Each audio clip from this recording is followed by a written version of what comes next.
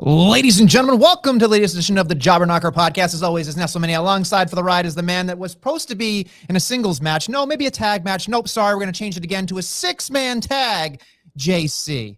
Holla, player. I'm going to make that a six-man tag match, a six-woman tag match. And oh, by the way, our main match on this week's pay-per-view, six-man tag. It was Nestlemania Monday on Raw, and they celebrated him in no other way than having a six-man tag-a-palooza. But Nestlemania, we're going to get to WrestleMania Backlash predictions. We're going to hit the beach and go beach breaking with NXT, hit on a pretty mid-looking week of AEW as they prepare for Double or Nothing. They do have movie graphics, though. We can talk about that, too. And we're going to get into all that. And we're going to get into the not-so-great six-man tag stuff. But Nestlemania, how do we start this show? We start this show every single week in the shine. Much like Mandy Rose always in the shine. But we're going to start Nestlemania because, for those of you watching the video version, there's something there on the bottom of the screen. What does it say, Nestlemania? It says, "Too sweet, baby!" Yeah, give me one. Right on the camera. Yeah. It's tough visual. But look at that. So, obviously, AJ Styles feuding with Edge. They have their payoff match on Sunday. AJ beat Damian Priest, so that means Damian Priest is barred from ringside. But you know what? Edge and Priest, they're kind of jerks. They kind of wanted to lay out some judgment on AJ Styles. But you know what that means? AJ needs a friend, Nestlemania. And if we're looking back in the history of wrestling, long before WWE, AJ and Finn kind of got along in this group. There was a different kind of version of it in WWE called the Club. But these two, I believe Finn was the founder of it, the Bullet Club. So when those two get together and they too sweet in the ring and they have a little hug and a kiss, every virgin in the world goes nuts. And Nestlemania, in this scenario, I'm with you. I stand with everyone on this because I wanted this. I want this. They've teased this a million times. They've never done it. I don't think it's going to be anything more than this, but for this week in this feud, it's exactly what we needed. So for me, biggest shine of the week, baby. Too sweet. You went hard on that very quickly. I just wanted to let you know that. I was sitting here thinking you talked about something else that maybe was exciting. I was excited, dude. That was awesome. I don't know. I mean, they did it already. So I looked at it like, who gives a service, shit? Man. Sometimes you just gotta service your fans. You service your fans. Service them. Oh my God, with a hand gesture? That's servicing them? Yeah. Servicing them to me is when they become a club. That's service with a smile. Maybe they will. I don't think they will. I doubt it. Hey, you know what? As a little fun. Highly doubt it. AJ needs a friend, man. Need a friend. Look, like I said last week in my hope, there needs to be somebody. There needs to be somebody that goes up against this. You know what I mean? It's tough. Here we are. So I'm okay with it becoming, but if they're a club, I'm in. If they're not, they're just some union schmucks that just get together so that the Judgment Day can beat them. I don't care. All right, here's an exercise. If they do become a club, who else do you want to see added? Ooh, that's a good one. Well, we got to think about tit for tat here. We got to think about Edge and AJ are, equals. We think about at this point, Priest and I could guess Balor are sort of equals. You think Rhea's going to be there. So the opposite of Rhea would be Liv, right? Makes sense. You would think. I don't know if you think Ciampa, who's the opposite of Ciampa, that'd probably be Ali, right? So now we're getting into this hodgepodgey kind of thing. Against if they put Ali, Balor, and AJ together, like that is like smart mark, like heaven. That would work. I think that would really work. It's flip-flopping good times. That's what it is. It's absolutely that. And I understand that people are excited about it, and you should get excited. It's wrestling, for Christ's sake, right? Like, you turn on the TV, you got to get excited or not. Like, change the channel. So I get that. I get that fully, but I'm just surprised you went that hard that quickly. I didn't told think and it was gonna be. we talked about how it wasn't a great week. This was something I'm going to remember from this week as a cool moment. And when they posted that picture, when WWE posted the picture of the two of them in the back, oh my God, me like everyone else was like, my mouth was watering. I was like, I want more. This is great. These two fucking beautiful men together, it's fantastic. They're It'd be a studs. good tag team. Let's put it that way. It'd be a fun tag team because they're not going to get the title anytime soon. So let them do something cool like this, right? Like let them do it. I can be talked into it, but I think everybody's blowing their minds over a hand gesture is a little obscene to me. I don't know. We've blown our minds over worse, Nestlemania. You made me, if you look below, he made me, folks. If you're watching the video portion, it says Too Sweet. That's the label of our podcast this well, week. You wanted to name it like 6-person. And I was like, no, that's boring. 6-person Our podcast, Palooza. Nestlemania, is too sweet to have a shitty title like that. So Too sweet. Too sweet. It's fine. It's fine. Let's not talk about it. Anything else that you're very excited about this week? Could be anything, really. Yeah, my fighting champion over on SmackDown. We're gonna stick right here with my boy Ricochet beat Shanky. Oh, he's 7 feet tall, and you can't teach that. More on that later. But I will say, like, it's so what I love to see when Ricochet won that IC title. I'm like, I want this on TV more. I want it defended more. I want to feel more of like that fun TV fighting championship. He's brought that. He's had a bevy of opponents, but we did have a little bit of something else going on at the end of the match. Shanky walked out on his boy Jinder. Poor Jinder's getting hindered by everyone, even Shanky. Shanky giving the shimmy. That's what I'm going to say. The shanky, yeah. The shanky, yeah, sure. Shanky. We're going from shimmy to shanky. Now we got to get a tag team with the shimmy. Shimmy. That's what we're going to do. Los Lotharios featuring Shanky. Shimmy.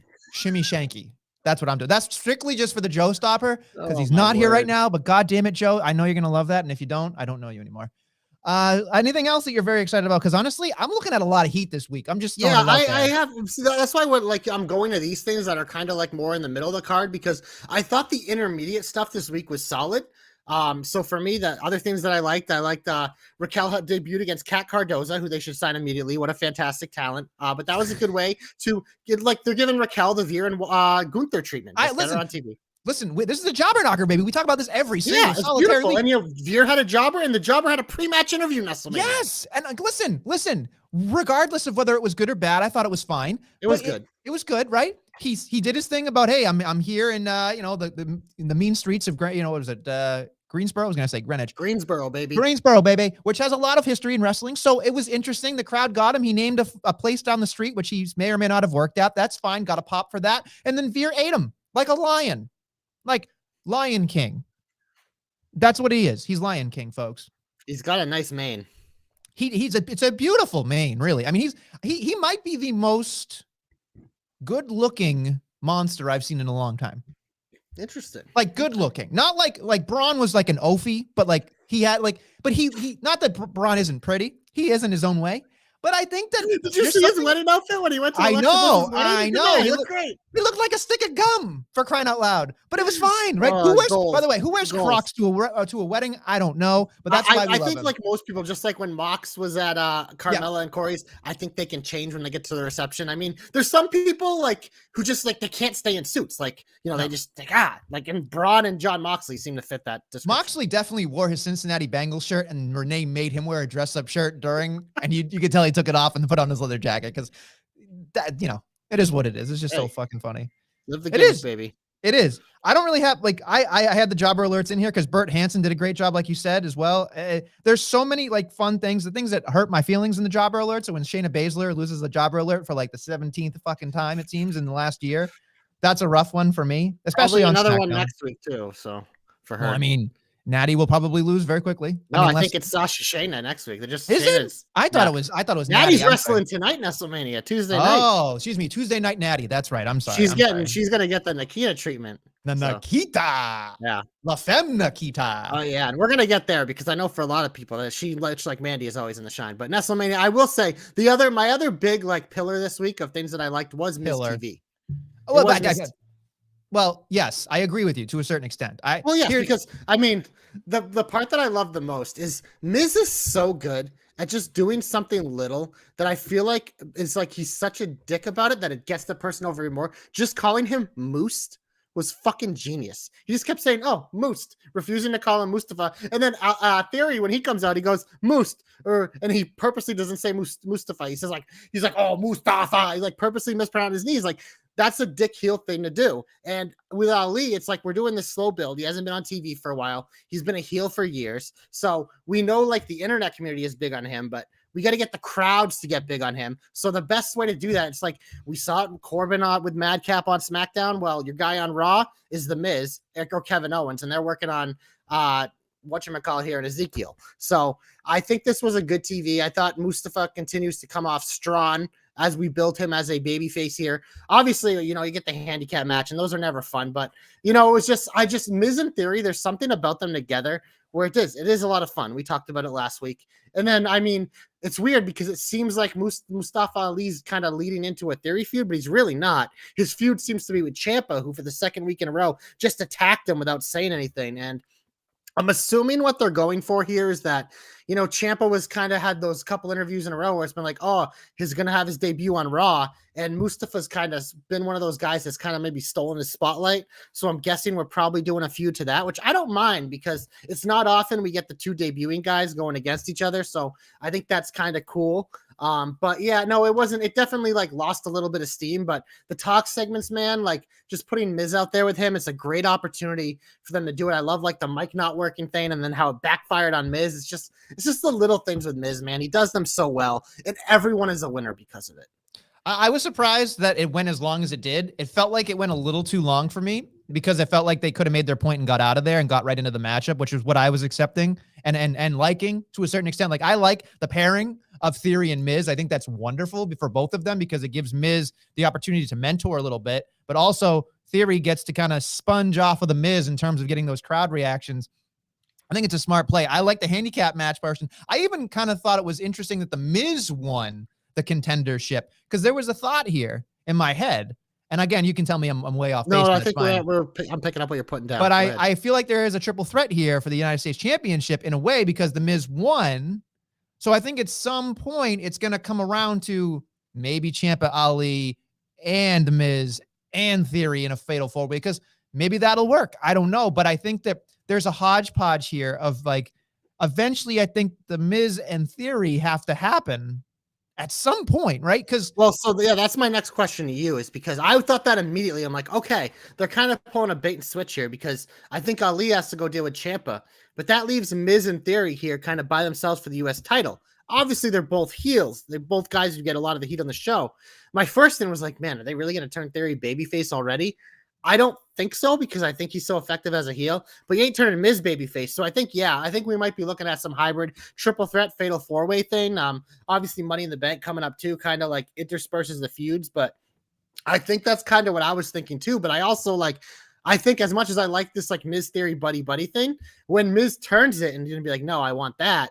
That's going to be good too. So this is like what I mean, where I liked a lot of the intermediate stuff on Raw this week. I thought the middle of the sandwich was very good. Like you had some nice fresh meat, the cheese melted perfectly, but I felt like the bread and maybe the toppings around the edges, which are kind of hold it together, were kind of weak because they were just kind of lazy. But like you had a really nice cut of meat in that sandwich. You just had to find it. And maybe if you just ate that by itself, it would have been a great freaking week because I thought this was strong and the other things we've talked about. So I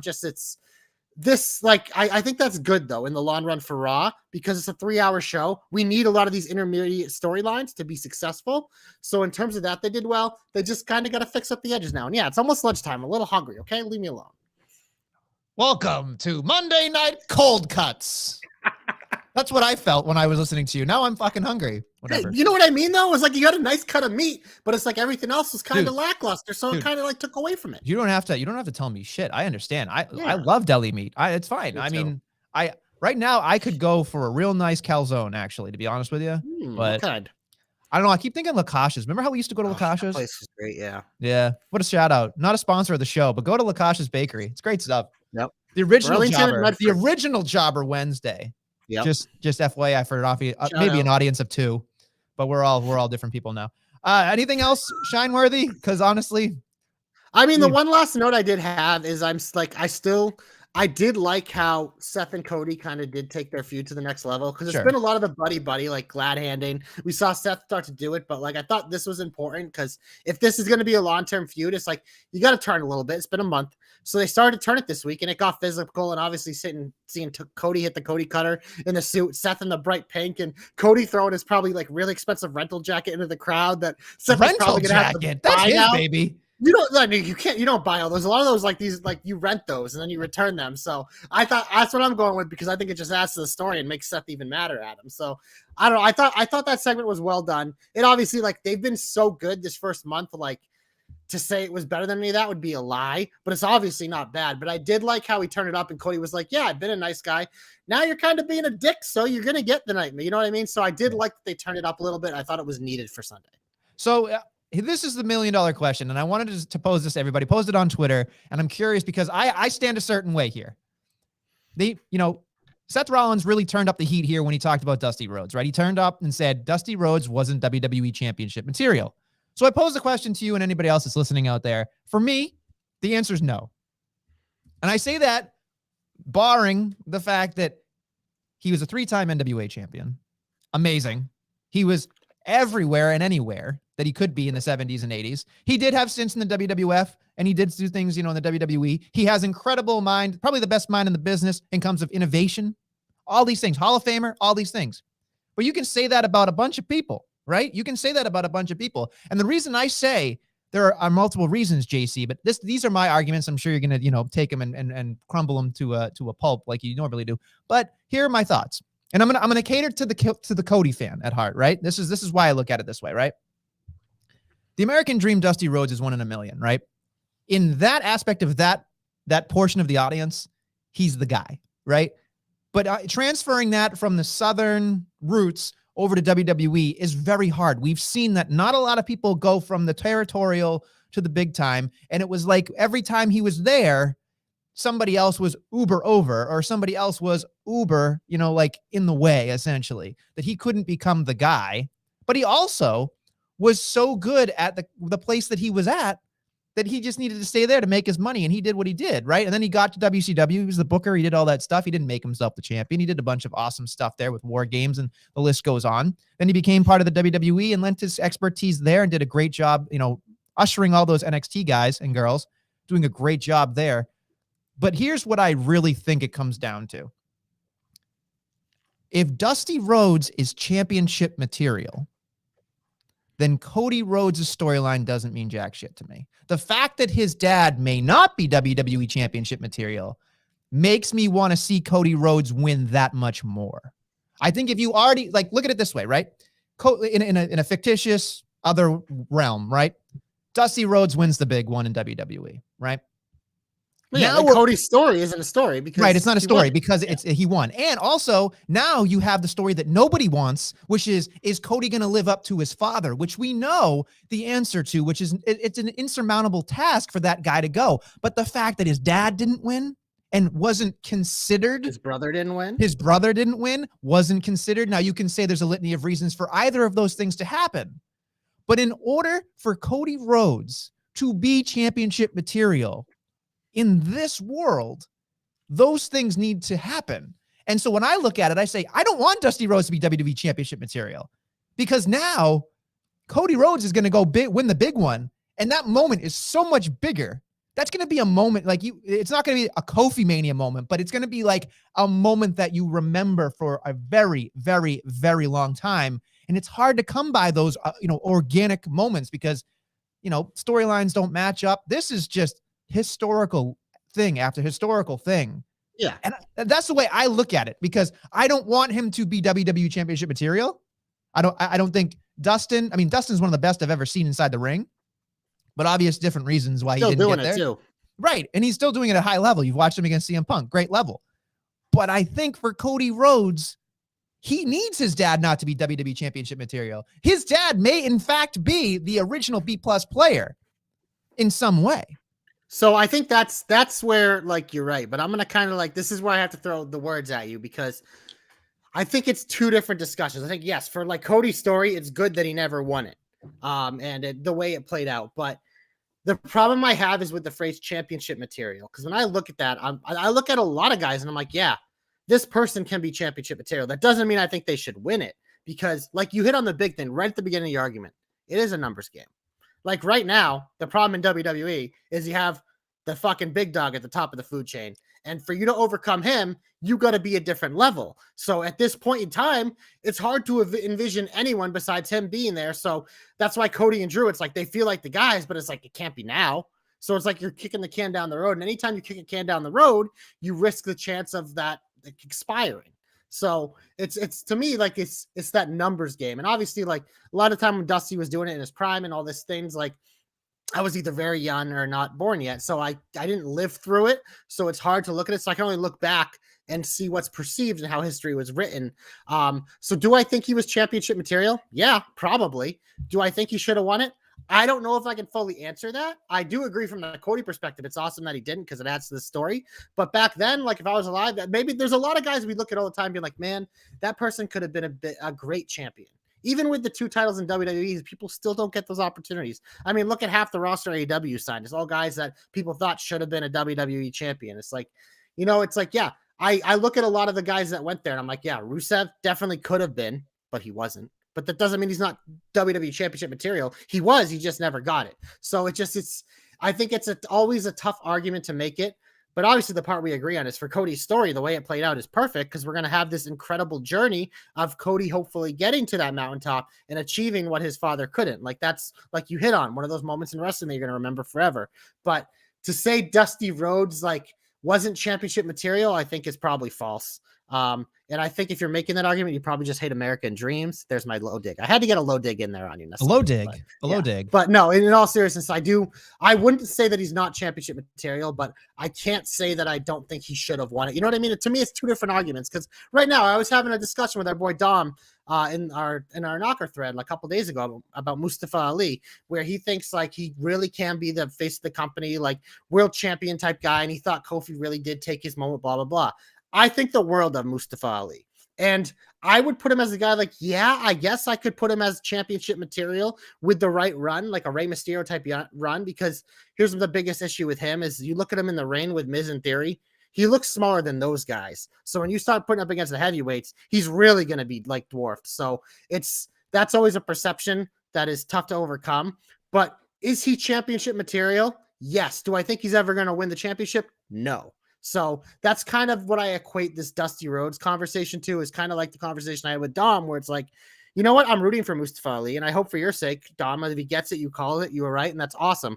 I just personally don't think it's going to happen, because there's so many guys he has to overcome to get up there. You know what I mean? And for Dusty, I'm assuming it was a similar thing where it's like you said, it's like there's only one title. So to be better than all those guys, it's really got to be there. And there's got to be some story behind it for those guys that maybe aren't like the Roman Reigns that have the look, or the Bobby Lashley's, the Brock Lesnar's, or the Seth Rollins, who are incredibly gifted and like were called prodigies of young ages. Like it's a different road and it's a lot harder to achieve, but that doesn't mean they're not championship material, in my opinion. So maybe I should have framed the argument differently. I would say should have been WWE champion. Yes, and that I think is that's the thing. Fair. That's I'm just fair. picking at your words, but I just want to make that separation, because that's how I think. Like there are so many guys where I can go championship material. Yep. But it'd be like, do I think they're going to become champion? Probably not. But you can't ever say never, because with some people, like, the top talent is there. It's just like they have a lot more hurdles to overcome. Sure. And that's fair. I think for me, I should have said, is Dusty Rhodes, should he have been champion? The answer for me is no, because he could have been championship material. But I think that back then, and even to the 80s and 90s, there were so many things that they just, Hogan must pose, you know what I mean? And Hogan had to get the belt back. And having another person be a Hulk Hogan, it doesn't work that way, right? So you can't do it that way. But the other thing too here is about Dusty Rhodes is he was so great at what he did in that whole thing. But I don't think that Vince McMahon would look at him and say, that's my guy, right? He had him and he didn't think that was his guy. He made the poor guy wear polka dots and he still made it work, right? So, I mean, he was thankful for him. So it is what it is. But, it's never going to happen for Dusty Rhodes. It's never going to happen for, Dustin Rhodes, the natural.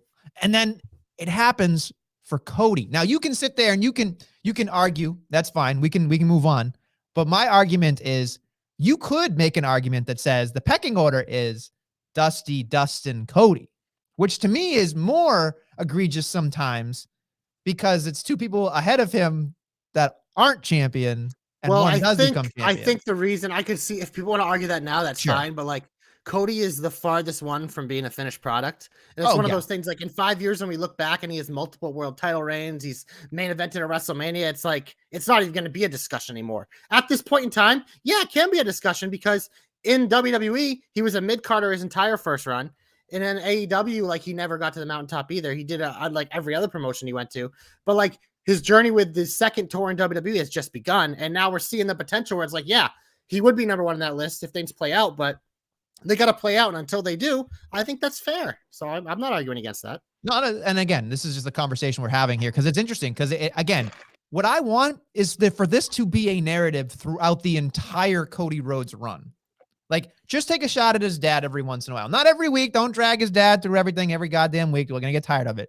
But when it counts, when he goes up against the big dog, I expect something to be said where it's like, your old man gave me all his tricks, something like that. And like, I just improved upon it because your daddy could never hold these, something like that. Like, I'm in on it because Roman's going to find a way to craft it in a way that makes us go, you fucking son of a bitch. Yeah. And that's why I thought this week that segment hit the mark because they built to this moment to Seth like going low like that. Like it's been a month. Like it was time for Seth to turn it up a couple days before they had to fight on pay-per-view in their second match. So I'm curious to see when we get to predictions, how we think that's going to play out because I think there's a good argument either way. But Nestlemania, I think that was pretty good. But we think, it might be your favorite time of the show. Let's get to the heat, folks. Let's go. Get him off my TV. Get him off my TV. Get him off my TV. I could go express lane, but I'm going to start where it hurts. We're going to start with the steel cage match. JC, your thoughts? Steel cages. I fast forwarded it. I had no interest. Good job, Mac 1. Let's move on from something that was even remotely fun. Here's something that really gets me really going. Here we go, folks. Ready? We're going to have a beat the clock challenge. For what? Why are we having a beat the clock challenge? To show off 2 jobber alerts. Fantastic. But what we're going to do here is usually in a beat the clock challenge, you're supposed to have the winner get something because there's an advantage. Like they go in last in elimination chamber. They get last in a battle royal. Or I don't know, they get to pick some type of stipulation. But you know what we got? Just, hey, I beat that bitch in 150. Did you? No, fuck you. I'm the best. It didn't need to happen. It could have fucking happened without the beat the clock challenge. I was so angry because all I could sit there and think about, JC, was what the fuck am I watching? Why? You're watching bragging rights. Remember that pay-per-view or what? It lasted for so long. Rousey got what they fight for at Survivor Series. Bragging rights. So, bragging rights. Go fuck But I will yourself. say, Nestlemania, Aaliyah 317 just said she got the main event, SmackDown. So there you go. There's your positive spin on it because the rest of it was hot garbage. And then there's poor Gulak. Poor Gulak. You know what? Gulak is the best thing for Charlotte right now, man. He's the best thing for Charlotte right now. Gulak, I don't know if I said this last week, and maybe my brain is just fried from having 2 children, but I want Gulak very much so. And the more I think about it, to manage Charlotte. Like that would be an interesting turn. I want her to beat him up every time she loses. Like I would be into that. I think that'd be funny. I really do. Because I think Gulak he's a great foil. He's just so good at being a foil that I think this is the positive spin on it because this is just complete not like if this is the last match. The best part of the Charlotte Rousey feud, and it's not close. No, and it's got Charlotte and Rousey, and I'm watching Gulak. I'm watching Drew Gulak cheering for Gulak. I mean, you've always been a Gulak guy. I have. I've been a Gulak. We're all enjoying Gulak right now. I can't. JC, I can't do it. I am sitting here going, you know who's going to say I quit? The whole fucking audience with their fucking remotes. Hey, that's as of this moment, right now, it'll be the best women's match on Sunday. And we're going to leave it at that. If you're the only one, you can't be beat. You don't have to be great. You just got to be first or only. First or only. I think we have to bring this up here because my biggest heat of the week is they have been going full fucking send on unifying these tag titles. They've hyped it up. RK Bray Usos. It feels like it's going to be this amazing thing. It's the centerpiece of this pay-per-view where it didn't seem like Roman's going to defend either of his titles, which is ridiculous and it's annoying, but whatever. But Nestlemania on SmackDown, out of the blue, they're like, no, you know what? We're going to take this awesome thing we've been hyping for a week and hyped as the main event in the full point of this pay-per-view and just turn it into your run-of-the-mill main event for our SmackDown. We're going to make it a 6-man tag. Holla, holla, holla. And it's just like, what? You've literally been building this pay-per-view on where you're not defending your world titles and you're treating the tag titles like they are the main event. And that's awesome. RK Bray and the Usos can't think of two better people in WWE to main event a pay-per-view for the tag titles. And they just completely just drop it. Like, it seems like they're kicking the can down the road, and they're just like, oh, yeah, we're going to do a 6-man tag with Roman and Drew. We're just going to get them involved. And it's just like, what? What are we doing? Like, what? Why? What? And then they then on Raw, we get to Raw, and they just start the show with a brawl, and they're like, oh, woo, and they go to break like they always do. Then they come back, and they replay the entire brawl 3 minutes later. It's like, why are you replaying what we just saw? Like, thank God I watched this on delayed. I can just go, boop, 32X, because it saves me about 15 minutes. Are you kidding me? They turned this fucking awesome tag team feud into a pile of heaping shit this week. You know what it is? It's the Mac factor. I'm convinced it's the Mac factor. You can't have him fanning flames with his damn sword anywhere near anything good. I'm telling you, I sat there, and again, I love a good story. What are you laughing at? Yeah, we'll spit out because you're just shitting on Max. So I can just picture everyone listening, just yelling at this thing. Shut up! You always shit on Drew McIntyre. I can't believe you're shitting on him. All right, now that we got out of that slongy sword bullshit, and so here's the real thing, right? Like, I just can't do it. I actually was excited for the unification because you talked me into it. So I was like, okay, let's fucking do it. And then we get to this whole thing where it's just like, I talked to Dom. Dom and I sometimes have like late night texts where it's just like, ooh. And not that he's not asking to come over or anything weird like that. Just no, you up? Anyway, besides that, Dom and I talk about random things. And he was bringing up this point. He goes, do you think it's a panic move, right? Like, did they think that the match itself couldn't be on last without Roman Reigns? And then you had to have somebody else, but is Roman still hurt? You know, if he's really hurt, is this just an easy way to do all these kind of menagerie, kind of, like smoke and mirrors, if you will? And we had that. But it's hard, right? Like, you sit there and you start to wonder, is Roman Reigns really hurt? Probably not. He wrestled overseas. He was acknowledged with his shirt off, and the people went nuts. And then, the Mac's in there. You can't have the Mac versus the Chief because they haven't really done anything with it. They don't want to waste that one. So they just threw it together and they ruined probably the main event. And here's the other thing too, JC. Do you think this is going on last? Or do you think Ronda and Charlotte are? I think now you probably shouldn't put it on last. They might, but I don't think we do have to. I think one thing we do have to wait for is because SmackDown, there's still a chance they could make this a winner take all. And obviously that would main event. Right. I don't think they're going to do it, but there's a chance they do. So if that's the stipulation, sure. But if not, then yeah, it sure feels like it has to be Rousey, Charlotte, or hell, even Seth Cody would be a better main event. So yeah, I mean, look, I'm all for it, but it's a rough go. It's a rough fucking go sometimes. Speaking of a rough go, WrestleMania, because not only did you have that to kick off Raw, but then they set up a 6-man woman tag for later in the night. And then immediately following that, guess what? After we get the recap of the potential 6-man tag on Sunday, we have a 6-man tag with I do say the Zeke Profits is a fucking hilarious name. But then the even better is KO with the Alpha Academy. Mwah. Chef kiss and WrestleMania. The one positive, fucking Chad Gable got a win, baby. Always love to see that. But yeah, no, I mean, this was just like, here's the thing is like the 2 6-person tags this week. I think they were kind of fun. I actually did watch them. Like I didn't not enjoy them, but I just like, it's one of those things with Raw. It's like too much of the same thing. Like it's too much fucking shit going on, man. You can't book this lazy. It's lazy to have all this 6-person shit going on. I agree with you. And our boy right there, my boy Ryan from Detroit, the Atlanta Fantastic. He's in. Look, I'm happy to see him, by the way. I hope you're doing good.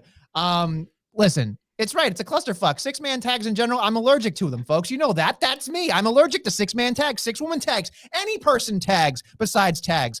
But here's the thing. It's just hard. It's just so aggravating. And you know what's funny is that literally I did not watch Raw live. And then all of a sudden my phone blows up at 8:15 with just text. I was dying watching this. I'm like, this is like the best of Nestle, the first hour. I'm sitting there having a lovely evening with my family and then a lovely evening with my wife. Then I get blown up on my phone going, oh, he's going to love this. And all I could think about was, motherfucker, I just want to have a nice night. And then, of course, I'm sitting there in the dark watching Raw because I can't make a goddamn noise. And I'm sitting there violently shaking while people are sleeping. And it aggravates the fuck out of me. Because, look, here's the thing, right? You could eradicate 6-person tags in WWE. It wouldn't matter. It wouldn't matter. The outcome could have been the same. And it was great to put everybody together. I understand that everybody gets TV time and these kind of things, and everybody's probably tired from coming overseas.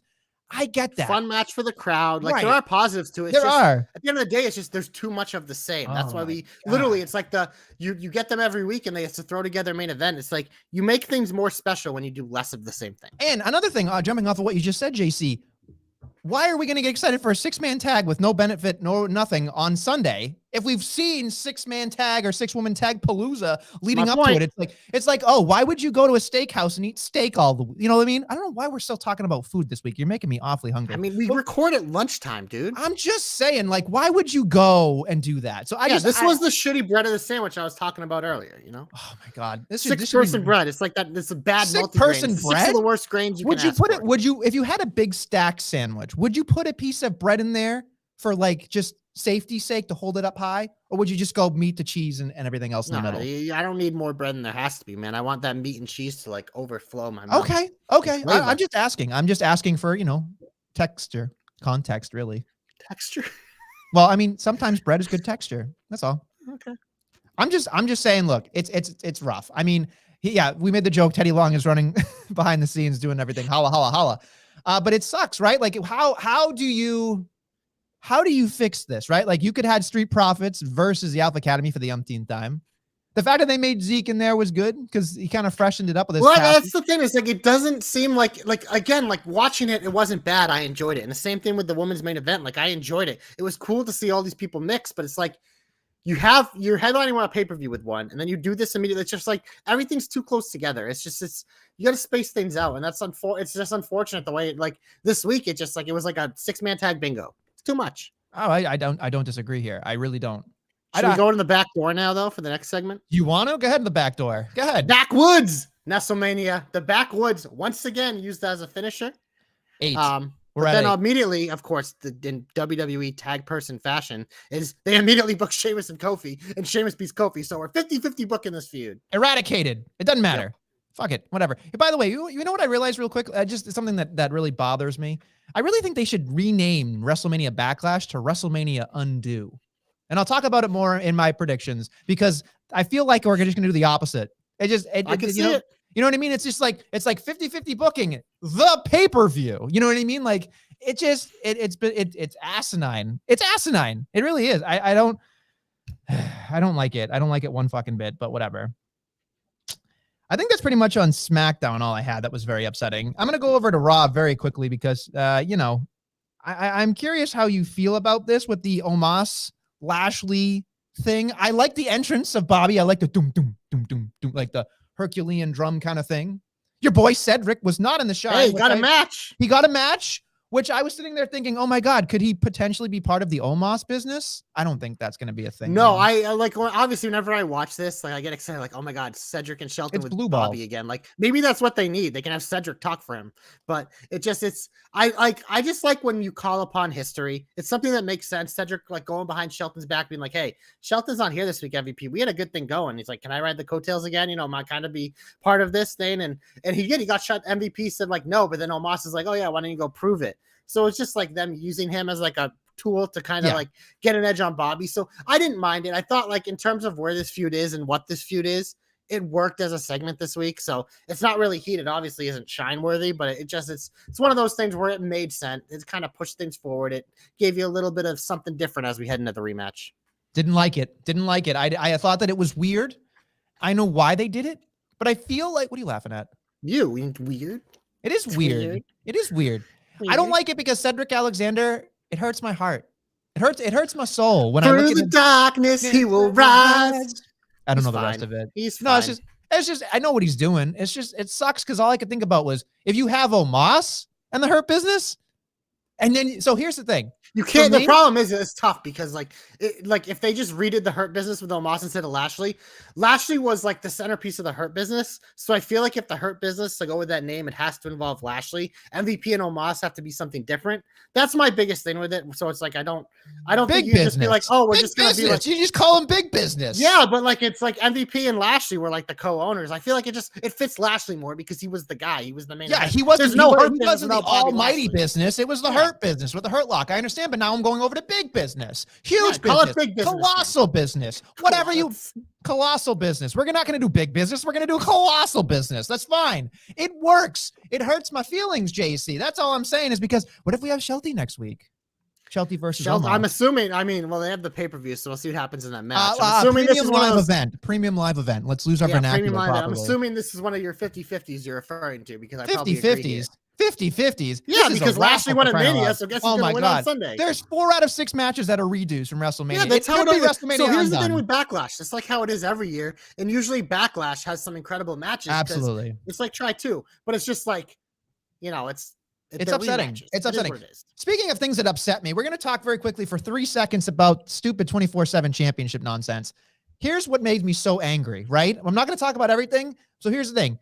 Dana gets pinned in a backstage thing with Nikki Ash.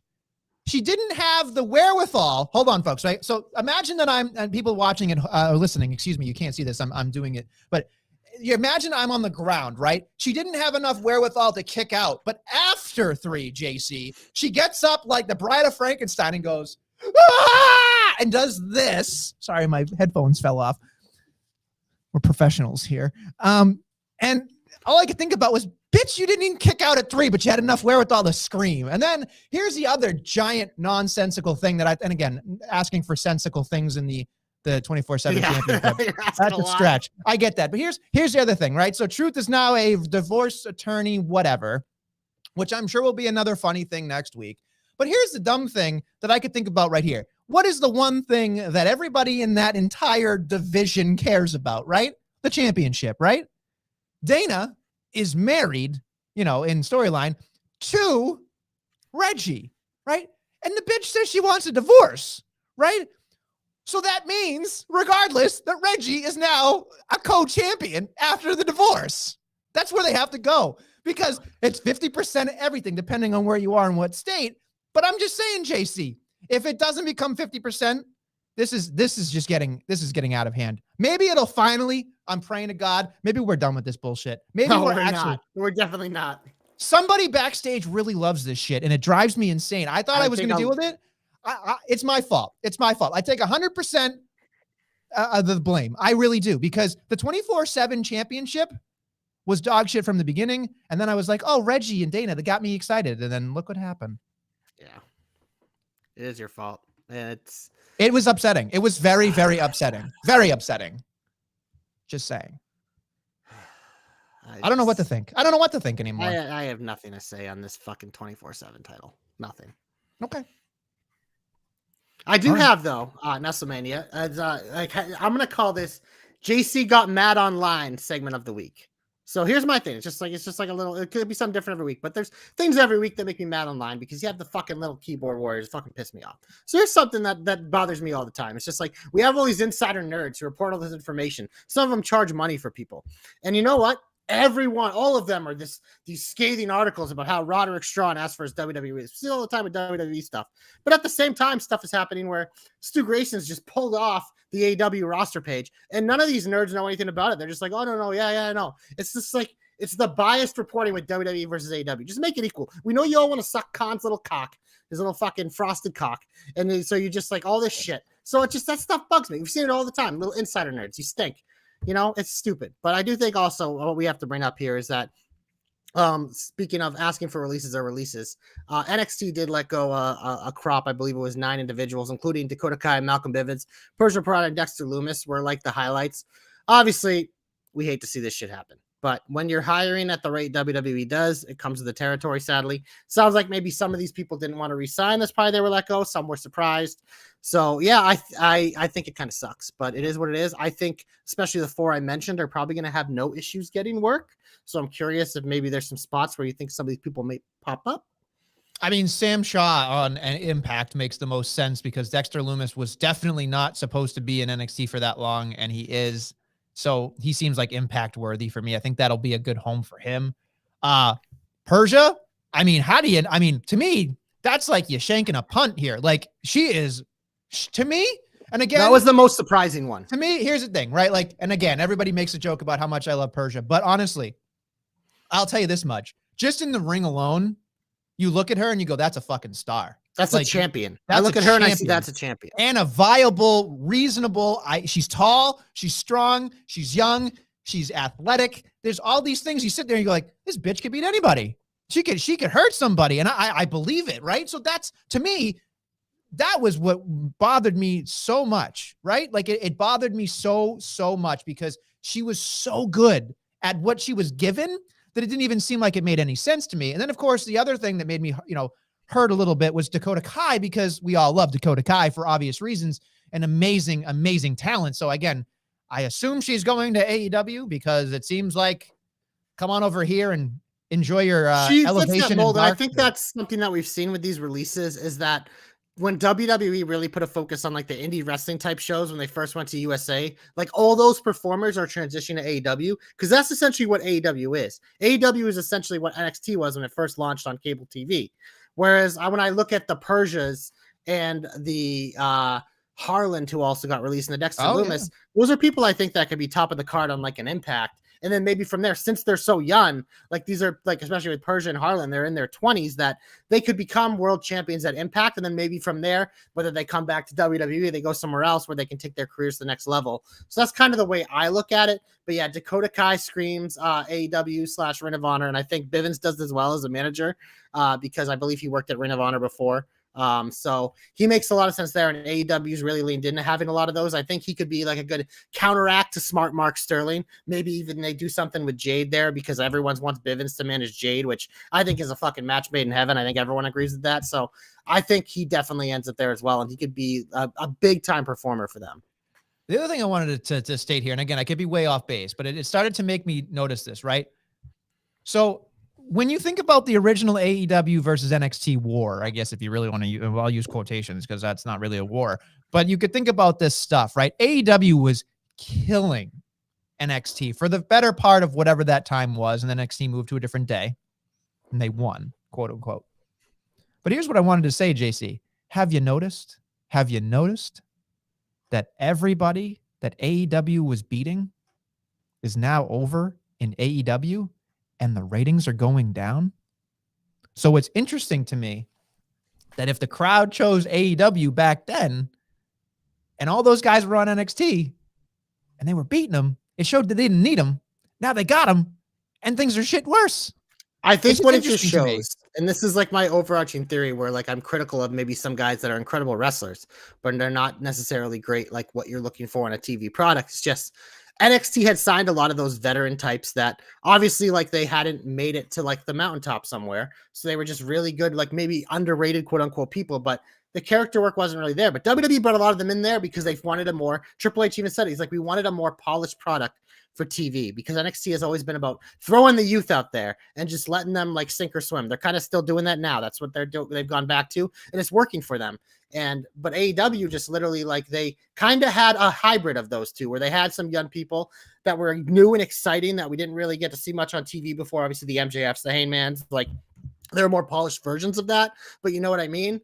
But they were kind of also the hybrid of like those AEW type guys that had like the wrestling. So it was like that nice mix. So obviously they were going to crush NXT because it was a better version of it. But yeah, AEW, I think it's less about the people they're bringing in and more about like their product has fully turned into what NXT was, which is a fun product. But in terms of a TV product, it's not going to grow an audience. It's going to flatline with that audience that you have. And then when you get going against more things like sporting events, you're just going to lose viewership. There's no potential for it to grow. So that's, I think, what is more the biggest issue with AEW is that it's also love. They have so many people now that they're not using. So they're leaving a lot on the table. I don't know. It's just, I think there's a lot of different factors going into it, but yeah, it is. You've seen a lot of those people that were like stars of those NXT brands. They work at AEW now, and none of them have really like lived up. Adam Cole's come the closest with getting world title matches, but he didn't win it. You know, obviously we know like Red Dragon, they kind of bore us as we've talked about. Malachi Black has done nothing since Cody put him over big time. Andrade just kind of like floats around, has a good match once every 2 months. It's like Pac literally does nothing over there. I forget he's employed. There's too many. There's too many to count. And Dom makes up a great point here. He says, is it on the talent or is it on the company? I think it's on the company. But I think it's both in a little way because, I mean, fair. Some people are happy to be there. That's fine. They're happy to not be in WWE. They're happy to make their independent bookings. That's fine. But at some point, you have to look around and go, this isn't fucking working for me, right? And I think they're probably happy that they're getting paid a large sum of money to do what they're doing, and that's fine. I would do the same thing. But to your point, JC, it is the company's fault because they are bringing in so many different things.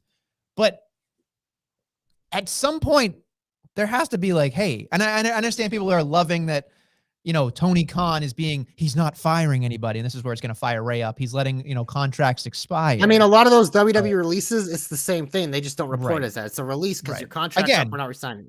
Same thing. pot, meat, kettle. They're not Yeah. reporting the exact Yeah, same they're way. exactly. So, They're not reporting that. That's why I have an Yeah. issue with it. Pisses Yeah. me off.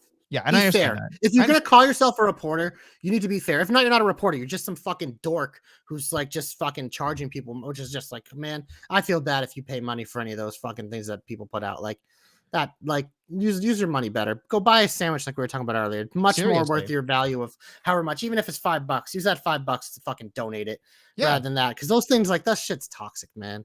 Or, add the $5 a month to JC's OnlyFans. It'll work. I It's charge him- a little more than that, baby. It's him and his boxers eating sandwiches. I mean, I think some people would probably subscribe to that, right? Probably. I don't know. Somebody I else got a will. weird DM yesterday, so You know what? You can tell me off. Some people want to take a bite out of JC. Hey, you know what? At least they take a bite out of crime. Anyway, let's move on. Do you have anything else you want to get? No, hopeful? we gotta get All right, we home. gotta get a lot more to let's get go. to. Let's go. I'll go first. Glorious! Let me go first. I'll go first. Sure. Okay, here it is. Our boy, actually, it's your boy because he doesn't really know me very well. But anyway, I want to make sure we have a special shout out to your boy because he did say, Wes did say, please talk about how great Wardlow is and this build has he been on. No music, cuffed, domination. He's to the moon. And I agree to Wes's point. And this is where I'm going to use my hope here for, because I think when it comes to Double or Nothing, I think we are going to have the inevitable MJF, MFJ. dyslexic MJF versus Wardlow match. But here's the kicker, folks. My hope, MJF wins. And here's what I'm hoping. I don't know specifics, but they keep teasing, big guys and big guys and big guys. I think that there is a big guy that they've been holding out on. I don't know specifically, but there's got to be a litany of people that are just waiting around to do nothing in AEW or free agency. I think we're going to see a huge win here for MJF because he just lost. We can't have two back-to-back. And I think it's going to be MJF's replacement Wardlow. So then you get Wardlow cooled off from MJF so we can come revisit that back once he squashes the big guy eventually. And I think that's the way where they're going to separate them because I know, JC, how you like the Velcro separation and then come back together for different things. That's the way I would draw it up if I saw it, because I think you get the initial win so MJF can be like, see, bitch, I'm still better than you. You're still a pig, oink, oink, oink, and keep it going. Because I agree with Wes that the handcuff, the no music, and the crowd getting behind him, it needs a longer period of time. I'm not saying he's Goldberg. He needs 175 wins to win the opportunity to win himself back. But I think having a big guy kind of help MJF win will be another layer to this, because as much as you love Sean Spears, that's not a live event premium or I mean, he's a match. perfect sidekick to MJF. He but is. He isn't a heavy. He's not. He's not a heavy. And I think MJF needs a new heavy. I really do. And I think that this is where it's going to happen. Could you imagine? And I'm just saying, this is crazy land, because I don't think Tony would hire him based on what he did. But who would be like the perfect fucking heater? Fucking Braun Strowman as MJF's new fucking. Oh my God. I don't think it would happen for a million different reasons, but in terms of like nuclear heat, like the most potential for hate and like across the board would be fucking Braun. Oh man, I'd eat that shit up. Right. And honestly, it'd be a better thing for them to joke with like, oh, I came from Vinny. I can send in a good word so you can leave in a couple of years, stuff like that. It just makes perfect sense. And obviously they've been teasing that William Morrissey will be here on Wednesday. We'll see how that goes. Or sorry, W Morrissey on Impact. But our boy Domi will tell us. He'll hit Dummy Impact. He'll tell us how great he's doing. I've heard he's rejuvenated his career. I haven't watched a lot of what he's done, but kudos to him for turning his life around. So yeah, there's my hope.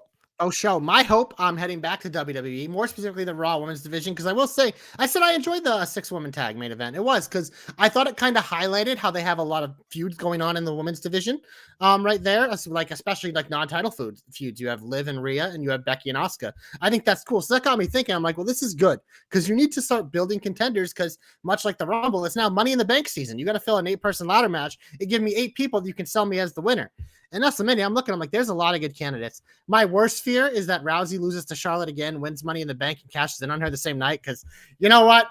Why the fuck not? I could see them doing it. That's not my hope, though. My hope is someone we've kind of talked about as being like kind of on the cusp of the potential and keep falling short. But when they pull the trigger, I think it's a big deal. And it's the person that got the pin on Monday, and that's Liv Morgan. I think she'd be an interesting Money in the Bank winner, mainly because I think Rhea Ripley is the next Raw Women's Champion. I expect her and Bianca. I think she'll beat Liv, whether they book her for Sunday or whatever, and just kind of knock her down, like, because that's what you do with an underdog. And I think it'll lead to Rhea becoming champion at some point. So I love the idea of Liv winning that Money in the Bank at some point, holding it and cashing in on Rhea to win the title. I think that would be a cool story. I think, we saw it with Nikki ASH last year. You can kind of have Liv, maybe she's probably not going to have a long title run, but I think she does deserve the title run at some point. It'll be a cool moment. We'll all loved it. Money in the Bank is a great way to elevate that solid mid-carder to the main event level, even if it's for a short time. So I'm all for it. And I think it would be cool to kind of pay off this feud like this down the line. So that's my hope. Short and sweet. Liv Morgan, woman's Miss Money in the Bank. Hashtag JC knows. Hashtag JC's hopes come true. If you just put out into the theory of the world that Ronda Rousey thing, I'm going to.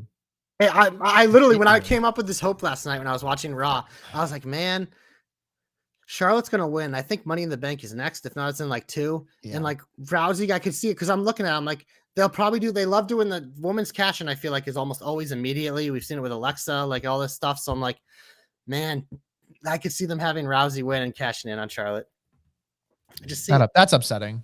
I don't want to talk about that. Let's cleanse the palate. Let's go to the big old finish. I don't want to talk about that. Comeback. Don't skip the comeback. Oh yeah, comeback. So you got me all upset now. My comeback this week goes to, get this, adjacent to what you just did. I was intrigued by Doudrop and Nikki Ash, only because I forgot Doudrop was existing. So that made me. I've been waiting for it. So I was waiting for the dew to drop, and so to speak. And then Nikki Ash shows up, and after her whole nonsense over there, I'm like, this could be an interesting tag team in a world full of tag teams that we don't have. They make a lot of sense. Hodgepodge anyway. You've got the overseas factor. You've got that. They're kind of similar in the been forgotten and spastic kind of way if you put them together. And there's the power and the flight. There's a lot of symmetry that could be happening with really good tag teams here. And not that I see them beating Naomi and Sasha anytime soon, but I could see it a Money in the Bank or a, maybe even if we wait till September with that Cardiff show, I would be okay with something like that. They rack up some wins for a little bit. I don't know, maybe let it breathe. But I was intrigued because I felt like the women's tag titles, they've always been kind of it's the champions and then shit, we got to find somebody, so I'm okay with it. I'm really okay with it. Yeah, and I think it's when you don't really have a title for the women's mid card. I think just by default, the women's tag titles, that's a good spot for these really good mid card women who maybe aren't the champions right now. Like we saw with Zelina and Carmella, it just kind of elevates them, gives them an opportunity, something to go for, kind of fills out the feuds, makes sure everyone gets TV time. Yeah, they made a ton of sense, and I'm also curious if this is the end for the Nikki ASH gimmick. Because Doudrop said, "Are you done playing games?" But I will say, if it is the end of it, I know as adults we kind of look on it differently, but as we said, when this thing was kind of created, it's not really geared for us, and the impact it made for young women was awesome to see. And I'm just looking at it. It was a year-long gimmick. So she won Money in the Bank. She won the women's championship on Raw. She's been a 3-time tag team champion, one as with this gimmick. She just became a 24/7 champ. That's a lot of freaking accolades for a 1-year run for a gimmick that a lot of people didn't like. It's she's a Grand Slam champion now. Yeah, exactly. She's Grand Slam Nikki. So if anyone because I've seen arguments the last couple of weeks being how it's a failed gimmick. I'm like, are you sure about that? Because first of all, it's only a year, and to have that many accolades, you ain't gonna find a lot of good gimmicks that come anywhere close to that resume. So just because you didn't like something doesn't mean it wasn't good. Like we said, it's not geared for us. And we understand that as people who come on and are critical every week. But I think a lot of people kind of lose sight of that, is the impact and how awesome this gimmick was and how well it worked, especially for that younger audience. Because that's what the whole point of a lot of these types of superhero-y, true babyface things are to build that next generation of fans or people that maybe want to get into wrestling. It's just kind of rounding out the fan base where you have someone for everyone. And she represented that well. And I thought for someone that was probably on the cusp of being cut, a lot of her former stablemates had and stuff like that. I thought she did a great job with this gimmick. Even if it was a 1-year-long run, I don't think you're going to find many better 1-year runs than what she did. So she's like Brock Lesnar. Yeah, probably. She's a female Brock Lesnar is what you're saying. Shit. That's with that resume. with that No one's run. ever done it before. Women's champion, tag champion, 24/7. That's first time ever. Can't Money take in the that away bank, from her. everything, all in Yep. one year. It's All in incredible. 1 year. So, you know, Speaking of incredible, my comeback is actually in the women's division. We didn't mention her in the Beat the Clock Challenge, but Shotzi was back on TV this week. yes. Maybe not the best showing for her, but you know what? Once you get on TV, it's baby steps because it just reminds the audience that you're there.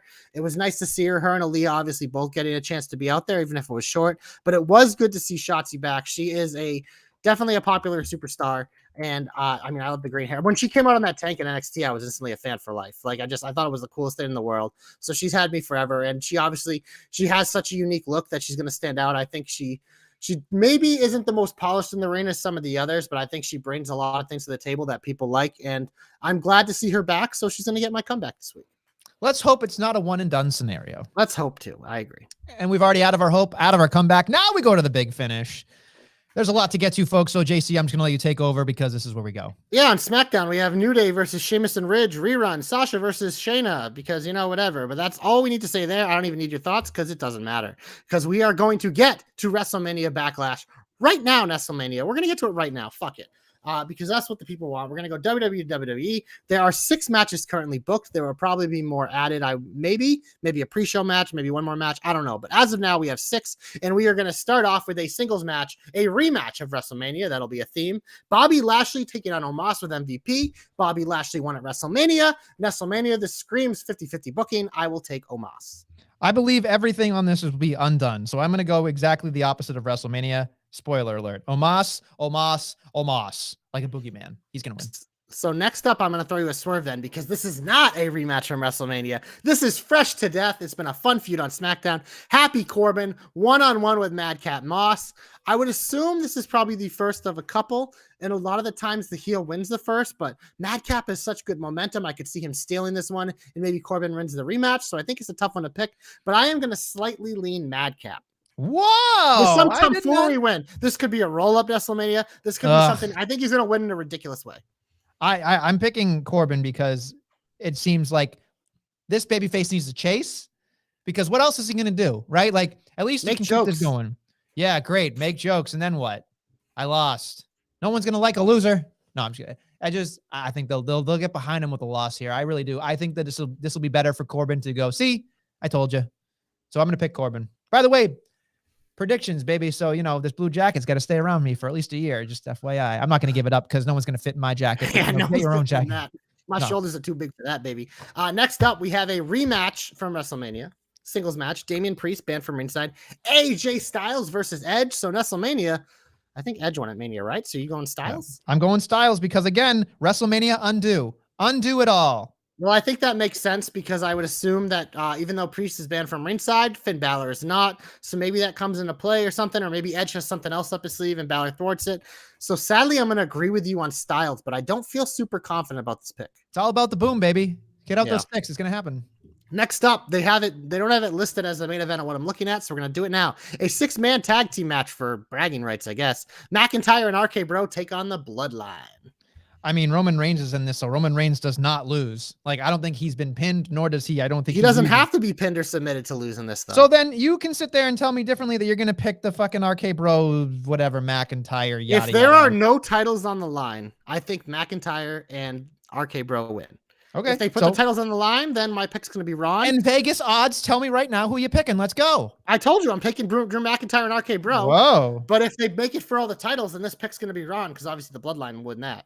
So I'm just saying, I don't think they're going to let Roman Reigns lose forever. Yeah, Jimmy Uso is going to eat a fucking Drew McIntyre boot. A boot. Yeah. Send him happy. All right, we got 2 left. Yeah, we got 2 left. The rematch from WrestleMania, a singles match between Cody Rhodes and Seth freaking Rollins. Rule of 3 says Rollins wins this, but WrestleMania, I'm going to pick Cody. I'm going to go against the grain on this one. We're going to throw out a dart at the board, hope it hit that bullseye. Give me Cody to win the rematch as well. You are absolutely insane. I'm actually insane because as I'm looking at who I've already picked, I'm the only one picking Rollins. So maybe I'm insane. That's probably more likely. So it's fine. Hey, maybe that's why you won, because you're so insane. You picked the crazy things. But WrestleMania, 1 match to go, and dare I say, this actually could be the main event now. And I quit match for the WWE SmackDown's Women's Championship, also a WrestleMania rematch. Charlotte Flair defends against Ronda Rousey. And it's weird because I think somehow Charlotte could snake her way out of this, but I don't know how you fake an I Quit match. So I'm going to pick Rousey. Okay. I like where you're going with this. I too picked Rousey because of WrestleMania Undo. I think that not that this is going to happen, but I think if I was booking, you know, and of course, why would anybody want to give me the book? But this is what I would do, right? It's an I Quit match.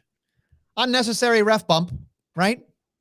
Gulak special enforcer, right? And somehow he fudges up the I Quit. So Charlotte loses. Maybe Charlotte doesn't say I quit, but she taps out. He calls it, gives Ronda the championship, and then they're going to say, I didn't say I quit, I tapped. And then we're going to give it back to Charlotte. I hate I Quit matches. I do too, because there's stuff there that always drives me insane. The only good I Quit match I've ever seen was the Royal Rumble with Mankind and The Rock, where it was his voice saying I quit. I thought that was a good ending. But other than this is the only thing I could think of is Gulak gets involved somehow, has to be a special enforcer, that whole thing. Like that, to me, that's the way you get out of it. You get out of it because you put yourself in quite a corner here. Well, I'm getting out of this. I don't want to talk about it anymore. So we're going to go to the beach breaking. 6 matches booked for tonight on NXT. First up, we have a women's tag match. Natalya on NXT with Lash Legend taking on Cora Jade and Nikita Lyons. Nikita. Man, I just Nikita's pinning Lash, right? Or does Natalya pin? No, Natty's going to win. Natty's got to win. Natty's going to win. Okay. Natty's going to win. I'm picking Natty team. I don't care about Lash as much as I care about the rest of these people, but man, yeah, Natty's not losing not for a while. I'm going to take Nikita pinning Lash, so we're different on that one. Next up, WrestleMania, we have my boy Tony D, who has goons now, and they gave him names, taking on Santos Escobar. The fight between the Don and Escobar calls himself something, but I actually am excited for this match because I think this is a fun little feud. But hey, you know what? I'm going with the Don. Give me Tony D. Of course, the Italian boy goes with the Italian boy. Yeah, hey, I gotta pick Tony D because he's on the rise. That's what it is. Yeah, if not, you'd be sleeping with the fishes in WrestleMania. Exactly. So good pick. Or on my windshield, apparently, where they put fishes. Next up, we have more main roster folks coming down to Hayne on the beach. The Viking Raiders taking on the Creed brothers, who aren't going to have a manager this week. I would say Viking Raiders because we're going to have to repackage the Whitey Tighty boys. Yeah, which is a shame because I actually had momentum, but oh well. Yeah. Next up, we have Grayson Waller, who had the best exclusive ever with fucking Tiffany Stratton, where she was pretending to be Mackenzie Mitchell. He pretended to be Frazier. The wig on Grayson fucking killed me. If you haven't seen it, please go watch it. But we have the debut of Frazier taking on Grayson Waller. I would think since this is a debut that Frazier might win, but Waller's such a fucking snake. Give me Grayson Waller to somehow snake one out here. I just love that he was like, I wear Seth Rollins' shirt. It's trained by Seth Rollins. I don't think Seth Rollins knows who I am. He's such a dick, man. It was so funny. He is. But again, I gotta pick Frazier because why not? Yeah, I think that could be a good one. Next up, we have probably besides that one, the match I'm most excited for on the card. That is the North American Championship triple threat match. Cameron Grimes putting his gold on the line against Mello. Don't miss. Well, he might if Solo Sikoa has something to say about it. Who you got? I gotta pick. I'm gonna go with our boy To the Moon because he's just got it. He needs to have more wins. I assume. I'm gonna say Solo only because they don't really let Carmelo lose very much. Like they shouldn't, because I think if I'm looking at the NXT roster, who's gonna beat Breaker someday? It's Mello if he doesn't get called up before then. I think he's the guy. But I don't know, man. Sometimes like this title is if they're like gonna hot potato a title, it seems like this one. So give me Solo Sikoa in the surprise. You know what's funny? Every time I'm tired, I don't drink, so I'm not drunk. But every time I'm tired, I want to call him Solo Sequoia. Because like he's a big fucking tree, you know what I mean? He's a fucking Uso tree, you know. He's fucking sap heavy. Yeah, these are 3 of my favorites. So he might be my favorite Samoan. Period. I love him. I really love him. Wow, which is terrible. I know it's bad for him. So yeah, no, that I apologize. But I mean, to pick him over the entire bloodline is. Oh yeah, I gotta tell you. Listen, I'm high on him. I love it. I am too. Like it's there. You see it. You see it. He's just, I think he has a little ways to go, but I could see him getting the surprise up. No, I'll pick the upset. Why not? Then we have what I would think would be the main event. We have Braun Breaker defending against my guy, Joe Gacy. I will say though, Nestlemania, is that this random turn from like the weird acceptance thing immediately to like this dark character and then dropping Harland in the middle, it's really kind of killed this feud, which sucks because I think Gacy would have been a great guy to help elevate Braun, but I think with all like the way this is played out, it's just kind of come up so flat. Our boy Dom's written about that on jobberknocker.com as well. Yeah, Dom does a great job. Make sure to check out all of his NXT and his Impact stuff and everything else he does, as well as the Joe Stopper doing AEW and everybody else doing a great job. Our boy Conway doing a lot of stuff for NJPW coming up. He's got a lot thinking about the Forbidden Door. But I do agree with you. I'm going to pick Mr. Breaker because it is goddamn spring breaking. So we're going to do breaking things, right? So that's what he does. Yeah, maybe he'll break in with Breaker. Maybe he'll break an entire beach. I don't know how he'll do it, but he'll fucking He's gonna kick through the sand castle. He's gonna kick a giant beach ball. That's what they have to do in his entrance. He has to kick through a sand castle. Oh man, if he kicks through a sand castle, I'm in. Fuck that. Let's do that. Imagine care about the match. Just give me the kicking through a sand castle. Imagine if he just like totally shock masters through the fucking thing and just dives on his head.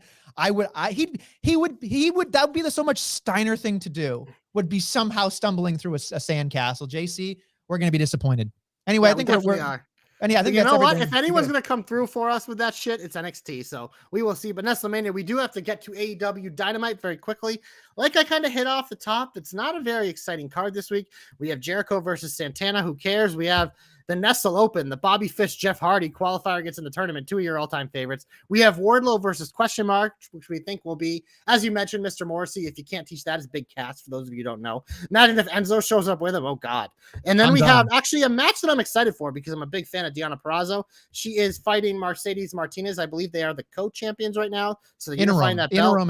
Interim. Yeah, but it's just one of those things that's like, please get rid of onto their own show. I think Mercedes might actually win because I don't think Deonna has anything with AEW. So I would go and have Britt Baker Coster because Deonna and Britt really want to have a feud, and I think they're like best friends though. So. They're like best friends, but I think that'd be there. You go, put them over on ROH. Let them do that shit over there. Whatever. I'm okay with it. Fuck it. Whatever. You know what I realized about AEW, and this is where they get me every time, every Wednesday and every Friday. Most of what they put out, not for me. But there's like one thing I want to say. Yeah, there's always enough because I think especially on Rampage, I always look at it. There's like usually 4 things, 3 matches in a segment. Like last week, I had to see Hook Danhausen, and that was fucking awesome. But everything else is just like it's so fucking whatever. That's like every week, and then like Dynamite's kind of become that too, where there's so much shit. But it's like I'm not missing the Wardlow MJF segment. No, I ain't doing that. Like so, and then there's usually a match or 2 that I like, and then there's a lot of like good matches, but it's just like, oh, let's have this pointless match that doesn't matter. And oh, let's make Wheeler Yuta fucking look amazing, even whatever. So how dare you? He's the Utah. He's the great Utah. He's fine. I'm glad a lot of people like him. I'm glad a lot of people like Blackpool Combat Club, but for me, it hasn't done anything for me personally. That's all. I don't know. It's weird seeing Bryan Danielson just be a jag. Like in WWE, when he was involved in things, he was like the front man. But in this, it's like, I mean, it's just Moxley, he's like the bigger thing just because he's so crazy, he stands out more. But it's like they're trying so hard to fucking make Wheeler Yuta matter. It's just like these 2 guys are just off to the side, which whatever, that's fine. But at the same time, it's weird to me to see a guy like Bryan Danielson, who is main event whenever he's out there, just being treated like a jag. Like the spare part in a stable. That's the problem I have with it is like, I don't think Moxley and Danielson should be in a stable. Never mind being a tag team to elevate Wheeler. It's just weird. Well, we're wrong. I'm glad people like it. I just think it's dumb. It'll sell t-shirts, I'm sure. That's all that matters. BCC. Not BBC. Or the BCC. Or the BBC. Like, the news, BBC. Anyway, never mind. On that note, I know. On that note, we are out of time because we talk too much. And we thank you for listening and watching the Jobber Knocker. We'll be back next week, folks, with more Jobber Knockery.